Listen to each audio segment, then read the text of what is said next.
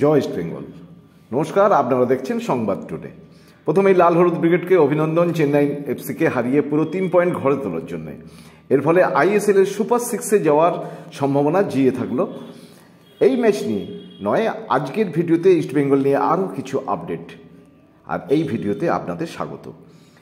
ইস্টবেঙ্গল মানেই লড়াই, ছিন্নমূলের লড়াইয়ের তাই কোনো শেষ নেই, লড়াইয়ে ক্লান্তি নেই, আর তা থাকলেও সহজে জমি ছেড়ে পালিয়ে যাওয়াও নেই।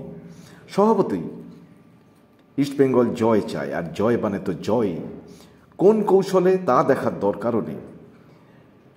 টেকনিক্যাল আলোচনা গতকালের ম্যাচে আপনারা খেলার পরই শুনে ফেলেছেন, তাই সেদিকে যাচ্ছি না। এখন শুধু সম্মুখ ফানে তাকিয়ে থাকার সময়। চেন্নাই ম্যাচের পর ওড়িশা এফসি এই মুহূর্তে লিগ টেবিলে যারা 1 নম্বরে, অথচ আমাদের কোচ কার্লোস কুয়াদ্রাত ডাগ আউটে কার্ড দেখার কারণে এই ম্যাচে থাকতে পারবেন না। সাংবাদিক সম্মেলনও তিনি করতে পারবেন না। সহকারী কোচ দিমাস দেলগাডো ওই দায়িত্ব পালন করবেন।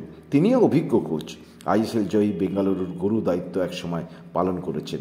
শুধু কার্লোস ওড়িশা ম্যাচে থাকছেন না, আর এই না থাকাটা একটা বড় অভাব তো বটেই।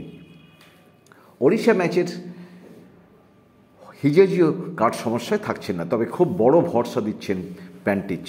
ইস্টবেঙ্গলের এখন 16 ম্যাচে 18 পয়েন্ট। এবারের প্রথম পর্যায়ে ওড়িশার সঙ্গে ঘরের মাঠে গোলশূন্য ড্র করেছিল তারা চোখে চোখ রেখে। এরপর কলিঙ্গ সুপার কাপে গিয়ে হারিয়েছিল ওই ওড়িশা এফসিকেই।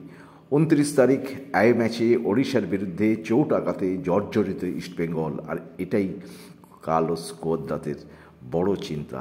সুপার 6-এর ওড়িশা ম্যাচ সব অর্থেই তাই কঠিন ম্যাচ। তারপরের ম্যাচ গোয়া এফসির বিরুদ্ধে ম্যাচ, এবং এই ম্যাচও কঠিন।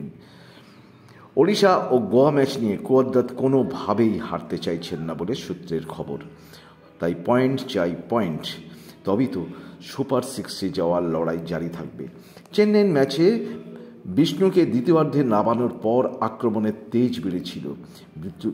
বিষ্ণুর অসাধারণ ফুটবল দ্বিতীয়ার্ধে ইস্টবেঙ্গলকে জয়ে ফেরানোর ক্ষেত্রে তো বটেই, এবং গতির ফুটবলকে এনে দিতে সাহায্য করেছে।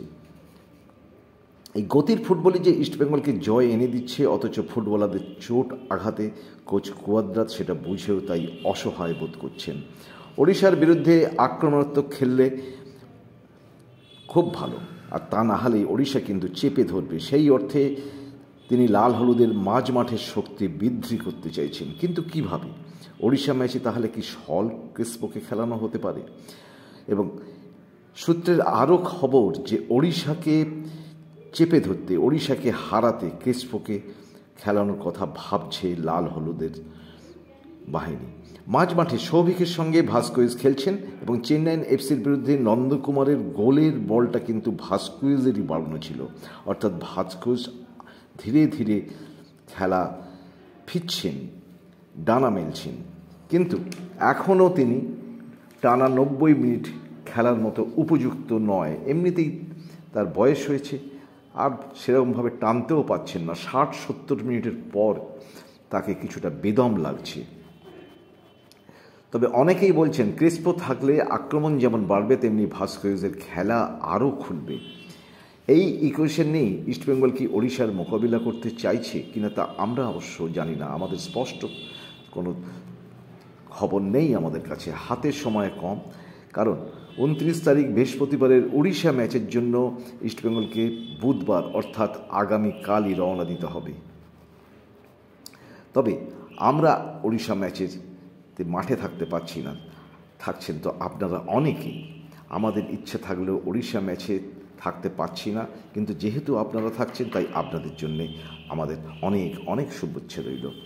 বলুন জয় ইস্টবেঙ্গল, জিতিয়ে আনুন দলকে, এই কামনাই আমরা করছি। আজকের ভিডিও এই পর্যন্ত। আপনারা কি বলবেন, যা বলবেন অবশ্যই কমেন্টস বক্সে এসে বলবেন, আর লাইক দেবেন, সাবস্ক্রাইব করবেন যারা এর আগে আমাদের চ্যানেলে আসেননি, আজকেই প্রথম এলেন। এবং অবশ্যই জীবনের জন্য, ইস্টবেঙ্গলের জন্য আপনারা সুস্থ থাকুন, ভালো থাকুন। আপনারা এই ইস্টবেঙ্গলের চালিকা শক্তি, তাই কোন আপনাদের জয় ইস্টবেঙ্গল বলে আমরা শেষ করছি।